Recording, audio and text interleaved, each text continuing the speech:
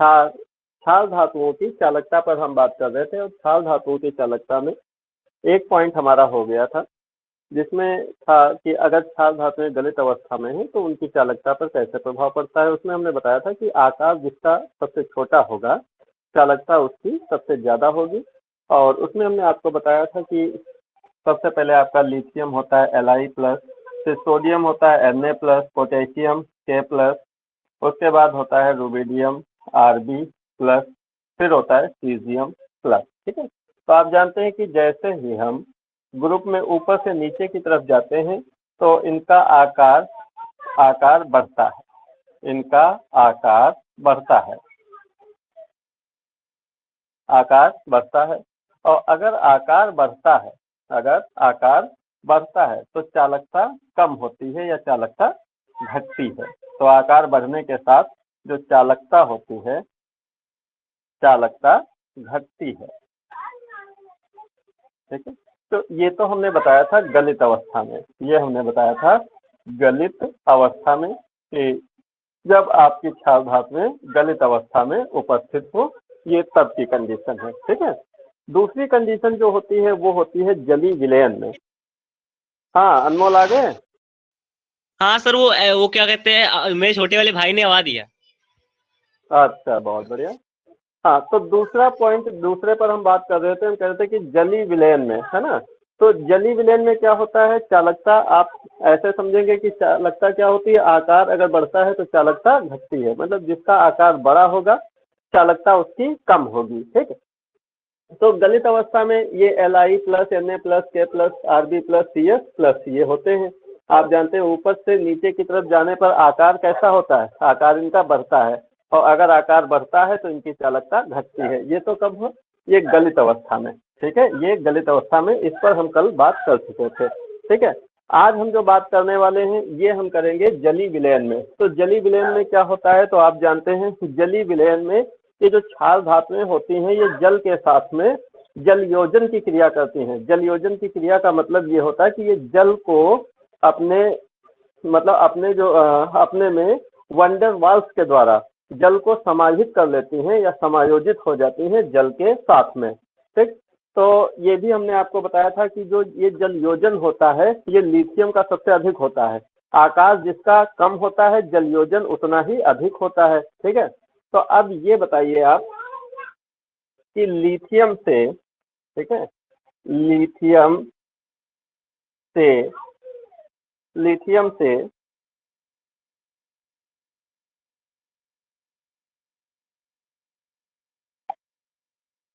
सबसे ज्यादा जल योजन किसका होता है, जिसका आकार सबसे छोटा होता है। छोटा होता है। हाँ, मतलब लिथियम का जल योजन सबसे अधिक होता है। इसका मतलब कि लिथियम सबसे जल को अपने साथ समाहित कर सकता है। तो यहाँ पर ये आप देखिए कि जल योजित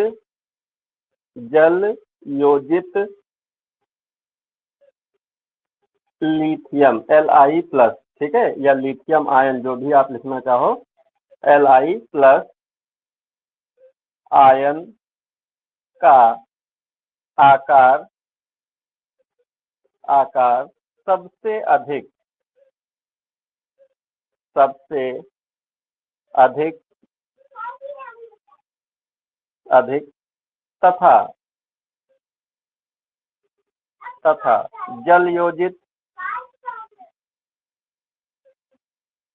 जल योजित Cs+ आयन का आकार सबसे छोटा होता है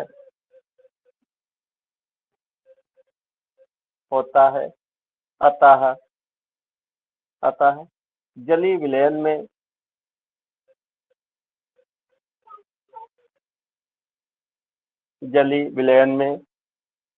Li+ से Cs+ तक चालकता का मान बढ़ता है। बताओ भाई, ये बात समझ पाए इतनी? जी सर। हाँ, इसमें हमने बताया कि सबसे ज्यादा जलयोजन किसका होता है? लिथियम का होता है। सबसे ज्यादा जो जलयोजन होता है वो होता है लिथियम का। तो लिथियम जब सबसे ज्यादा जलयोजित होगा, इसका मतलब वो लिथियम आयन जलयोजन के पश्चात क्या हो जाएगा? बड़ा अणु बना लेगा। ठीक है, ठीक है, एक बड़ा आकार धारण कर लेगा लिथियम प्लस आयन। ठीक है, और जैसे ही हम नीचे की तरफ जाते हैं वर्ग में जब हम नीचे की तरफ जाते हैं, मतलब लिथियम से सोडियम, सोडियम में जलयोजन कम होगा, मतलब उसका आकार कैसा हो जाएगा? जलयोजित सोडियम का आकार और छोटा हो जाएगा। पोटेशियम का जलयोजन उससे भी कम होता है, तो पोटेशियम आयन का आकार जलयोजन के पश्चात और छोटा हो जाएगा। तो मतलब लिथियम से जैसे ही हम सीजियम की तरफ बढ़ेंगे, नीचे की तरफ बढ़ेंगे, तो जलयोजित जो आयन होंगे उनके आकार घटते जाएंगे। और आकार अगर घट रहा है तो चालकता क्या होगी? बढ़ जाएगी, क्योंकि छोटे आकार के जो आयन होते हैं उनकी चालकता अधिक होती है। ठीक है, जलीय विलयन में है तो जलीय विलयन में Li प्लस से Cs प्लस आयन तक जो चालकता होती है वो बढ़ती है। ठीक है, समझ गए भाई ये बात? जी सर। हाँ, नोट कर लो इसको।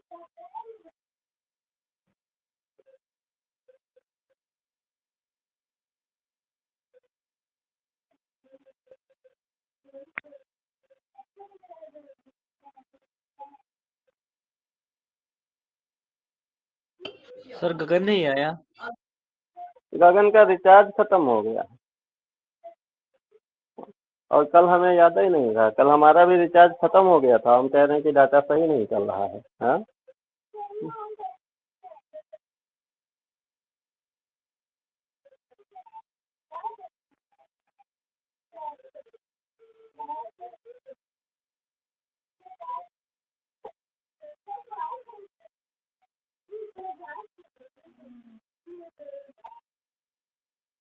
नोट कर लिया, आगे बढ़े? जी सर। हाँ,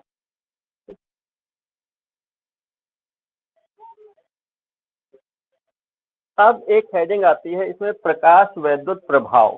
ठीक है, प्रकाश वैद्युत प्रभाव, ये भी बहुत इंपॉर्टेंट टॉपिक है, इसको देखते हैं।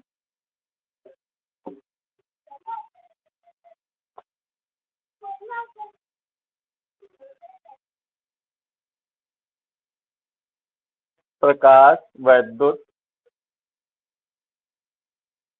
प्रभाव।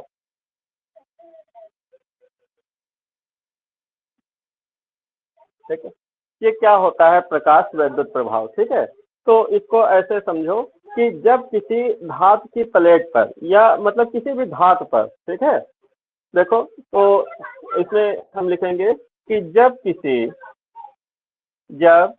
किसी धातु की सतह से, जब किसी धातु की सतह पर प्रकाश प्रकाश आपतित होता है, प्रकाश आपतित होता है, तो तो धातु की सतह से इलेक्ट्रॉन इलेक्ट्रॉन उत्सर्जित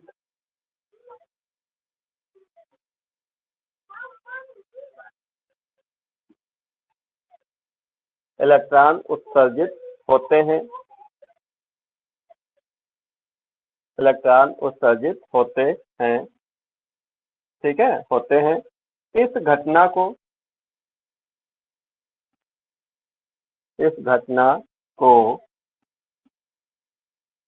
प्रकाश वैद्युत प्रभाव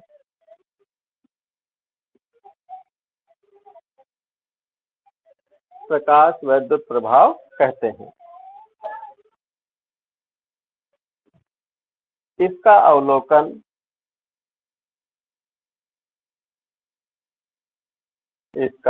अवलोकन सर्वप्रथम आइंस्टीन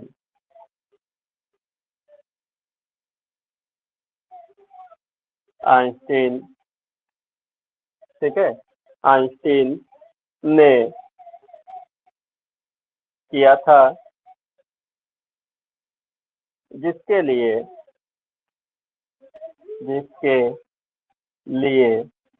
इन्हें नोबेल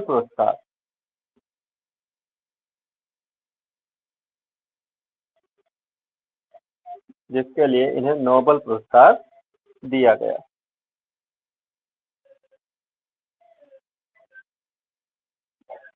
ठीक है, दिख रहा है? हाँ, दिख रहा है। ठीक है, तो प्रकाश वैद्युत प्रभाव क्या होता है? तो आइंस्टीन ने ये बताया था कि जब किसी धातु की सतह पर, ठीक है, मान लीजिए कि ये आपकी कोई धातु है, ये आपकी कोई धातु है और ये धातु की क्या है?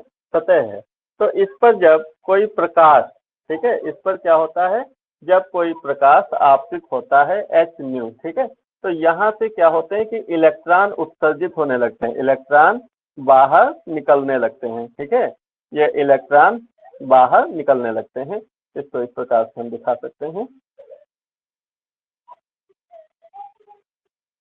ठीक है, ये इलेक्ट्रॉन यहाँ से बाहर निकलने लगते हैं और इसी घटना को क्या बोलते हैं? प्रकाश वैद्युत प्रभाव कहते हैं। इसका अवलोकन सबसे पहले किसने किया था? आइंस्टीन ने किया था और इसलिए उन्हें नोबेल पुरस्कार भी दिया गया। तो वैसे तो आइंस्टीन ने कई सारी डिस्कवरी बताई है, कई सारी खोजें की हैं, लेकिन अगर पूछा जाए कि किस खोज के लिए आइंस्टीन को नोबेल पुरस्कार दिया गया था, तो प्रकाश वैद्युत प्रभाव के लिए उन्हें नोबेल पुरस्कार दिया गया था। ठीक है, इतनी बात समझ गए भाई? ठीक, जी जब सर। प्रकाश इस पे पड़ेगा, हाँ, धातु की प्लेट पे पड़ेगा, ठीक है, तो ये इलेक्ट्रॉन क्या होंगे भाई? इलेक्ट्रॉन, हमने कहा कि इलेक्ट्रॉन, ये इसमें क्या होता है? ये ऊर्जा होती है भाई, प्रकाश में भी ये क्या होती है? ऊर्जा होती है। ये फोटॉन होते हैं, प्रकाश जो होता है फोटॉन के रूप में नीचे पृथ्वी पर आता है, जिसको क्वांटा भी कहते हैं, और इसकी जो एनर्जी होती है वो आपकी एच न्यू, ठीक है, एच न्यू या 2h न्यू, 2h न्यू या 3h न्यू, इस प्रकार से होती है। ठीक है, ये इसकी ऊर्जा होती है और इस ऊर्जा को कौन एब्जॉर्ब कर लेता है? तो इसे एब्जॉर्ब कर लेता है इलेक्ट्रॉन। और जब इलेक्ट्रॉन ऊर्जा को एब्जॉर्ब कर लेगा तो वो किसमें आ जाएगा? हायर स्टेट में पहुंचने लगेगा भाई, उसकी ऊर्जा बढ़ जाएगी, तो वो अपने कक्ष को छोड़कर ऊपर आने का प्रयास करेगा। और जैसे जैसे उसकी ऊर्जा, ठीक है भाई, उसकी ऊर्जा क्या होगी? अगर कोई ऐसा इलेक्ट्रॉन है जो एक एच न्यू की ऊर्जा पा करके और वो अपना कक्ष छोड़ सकता है, तो वो एच न्यू ऊर्जा छोड़ देगा और वो कहाँ निकल जाएगा? बाहर निकल जाएगा। ठीक है, अगर नीचे है कोई इलेक्ट्रॉन सतह के थोड़ा अंदर है, ठीक है, मतलब निम्न कोश में है, तो वो 2h न्यू या 3h न्यू की ऊर्जा को एब्जॉर्ब करेंगे और फिर बाहर निकलेंगे। ठीक है, तो इस प्रकार से अलग अलग इलेक्ट्रॉनों की ऊर्जा अलग अलग होती है, जो वो इजेक्ट होते हैं या बाहर निकलते हैं। बताओ, इसको समझ गए? जी सर।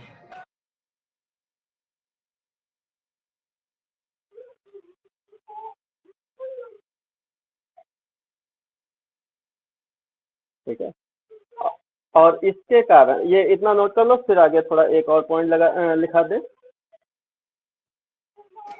नोट हो गया सर। अच्छा,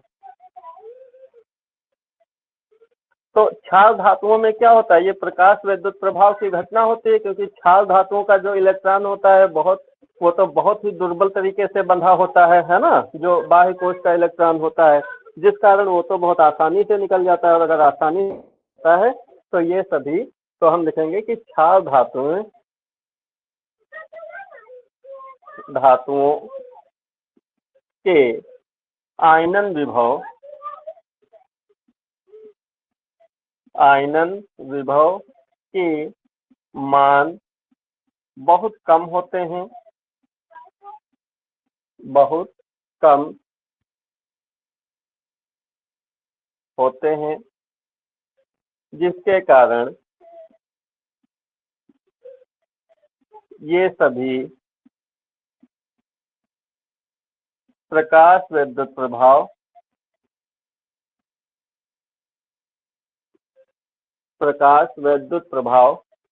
प्रदर्शित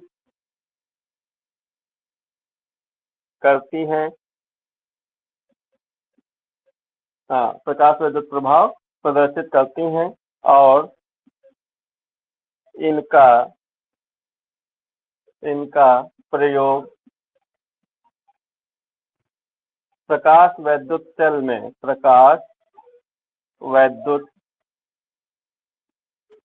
ठीक है, प्रकाश वैद्युत सेल में होता है। ठीक है, ये प्रकाश विद्युत सेल क्या होती है तो आप देखते होंगे, थोड़ा सा हम आपको बता देते हैं कि आप फिजिक्स में पढ़ेंगे, लेकिन यहाँ पर हम आपको बता देते हैं कि आपने देखा होगा कि जो रोड पर जो सोलर लाइट लगी होती हैं वो अपने आप स्वतः ही शाम को जलने लगती हैं और सुबह होते ही जैसे उन पर सूर्य की किरणें पड़ती हैं वो अपने आप क्या हो जाती हैं, बंद हो जाती हैं। इसी प्रकार से कुछ ऐसे गेट होते हैं कि गेट पर जैसे इलेक्ट्रॉनिक गेट होते हैं, जैसे आप इलेक्ट्रॉनिक गेट पे पहुंचेंगे वो स्वतः ही खुल जाते हैं, जैसे ही आप अंदर हो जाते हैं वो स्वतः बंद हो जाते हैं। तो ये जो घटनाएं हैं इनमें प्रकाश विद्युत सेल का उपयोग किया जाता है, प्रकाश विद्युत सेल के द्वारा ही इनको नियंत्रित किया जाता है। तो ये क्षार धातुएं प्रकाश विद्युत प्रभाव को प्रदर्शित करती हैं, इसलिए इनका उपयोग किसमें होता है, प्रकाश विद्युत सेल के रूप में भी होता है। बताओ, समझ गए भाई इस बात को? जी सर। हाँ, तो ये तो थे भौतिक गुण, ये भौतिक गुण आपके समाप्त हो गए हैं क्षार धातुओं के। अब हम इनके रासायनिक गुणों पर चर्चा करेंगे। इनके रासायनिक गुण क्या क्या होते हैं, कौन कौन से रासायनिक गुण ये प्रदर्शित करते हैं। ठीक है, तो ये नोट कर लो, फिर आगे बढ़े।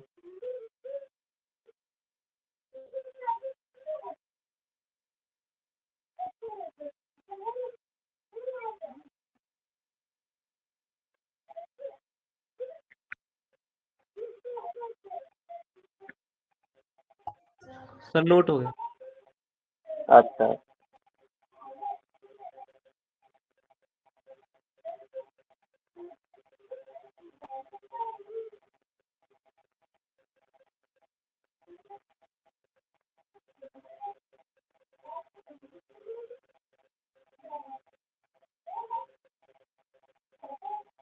अब देखो भाई, अब हम इससे पढ़ेंगे क्षार धातुओं के रासायनिक गुण।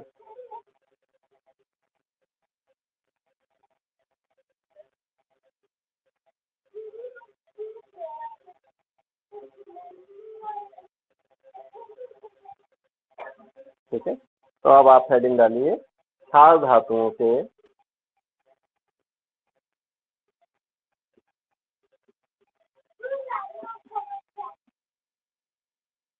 गुण।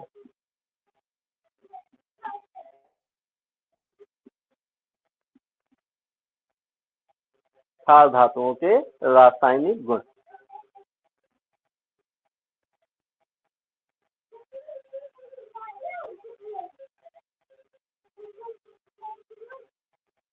ठीक, तो देखो होता क्या है कि क्षार धातुओं के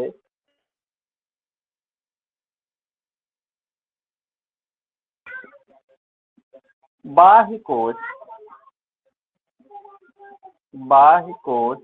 में केवल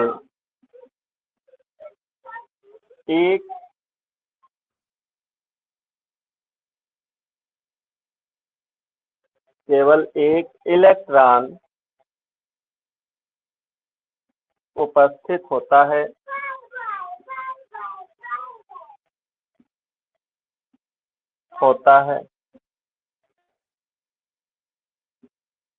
त्याग कर ये, ठीक है, ये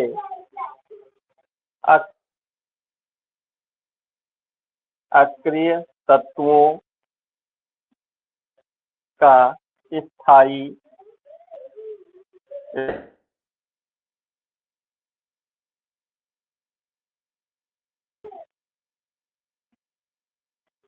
इलेक्ट्रॉनिक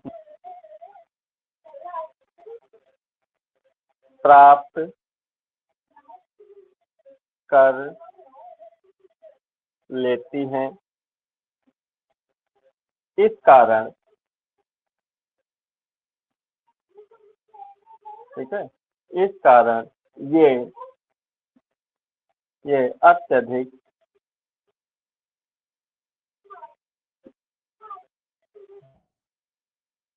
अत्यधिक सक्रिय। सक्रिय का मतलब समझ रहे हो, सक्रिय का मतलब होता है कि मतलब इनकी रिएक्टिविटी ज्यादा होती है, ठीक है, ये क्रियाशील होती है। तो प्राप्त कर लेती हैं और कर लेती हैं, इस कारण ये अत्यधिक सक्रिय होती हैं। लिथियम से सीजियम तक इनकी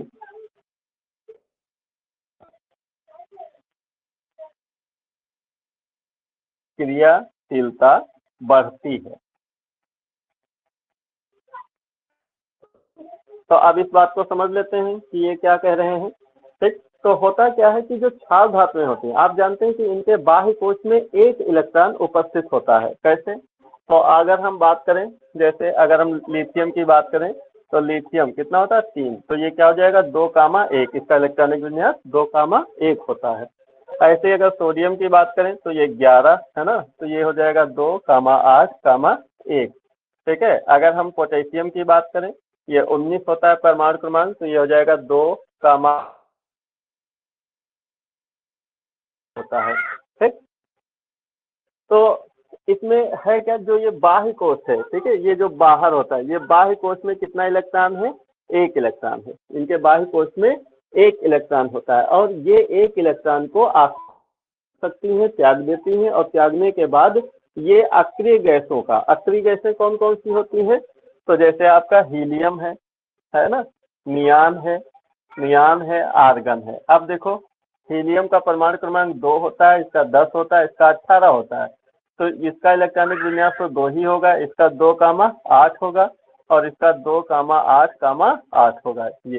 ठीक है, तो ये जब लिथियम 1 इलेक्ट्रॉन जब त्याग देगा तो ये 1 इलेक्ट्रॉन त्याग देगा, ये क्या बन जाएगा Li+, और ये क्या हो जाएगा, ये हट जाएगा। ठीक है, बाह्य कोश का इलेक्ट्रॉन हट जाएगा। इसी प्रकार से ये सोडियम अगर आपका प्लस हो जाता है Na+, तो ये इलेक्ट्रॉन आपका हट जाएगा और इसका विन्यास क्या हो जाएगा 2,8। ठीक है, ये जब 1 इलेक्ट्रॉन त्याग देगा तो यहाँ से 1 इलेक्ट्रॉन ये हट जाएगा, इसका इलेक्ट्रॉनिक विन्यास 2,8,8 हो जाएगा। अब ध्यान दो भाई, लिथियम का किसके जैसा हो गया, देखो हीलियम के जैसा हो गया, सोडियम या और पोटेशियम का किसके जैसा हो गया, तो आर्गन के जैसा हो जाएगा। तो ये 1 इलेक्ट्रॉन को आसानी से त्याग देती हैं और त्यागने के बाद ये अक्रिय गैसों का इलेक्ट्रॉनिक विन्यास धारण कर लेती हैं, और जिसके कारण ये क्या होती हैं, अत्यधिक सक्रिय होती हैं या अत्यधिक क्रियाशील होती हैं।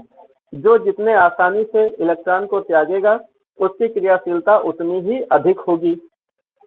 ठीक, तो अब यहाँ पर ये ध्यान दीजिए कि जैसे हम वर्ग में ऊपर से नीचे की तरफ आते हैं, इनका आकार बढ़ता है, और जब आकार बढ़ता है तो इनका आयनन विभव घटता है, जिसके कारण ये आसानी से इलेक्ट्रॉन त्याग सकते हैं। मतलब जो हम लिथियम से सीजियम तक जाएंगे, वर्ग में ऊपर से नीचे की तरफ जाएंगे, तो इनमें इलेक्ट्रॉन त्यागने की प्रवृत्ति बढ़ेगी और जिसके कारण इनकी क्रियाशीलता भी बढ़ेगी। तो लिथियम से सीजियम तक इनकी जो क्रियाशीलता होती है वो बढ़ती है। ठीक है, तो इतना समझ में आ गया।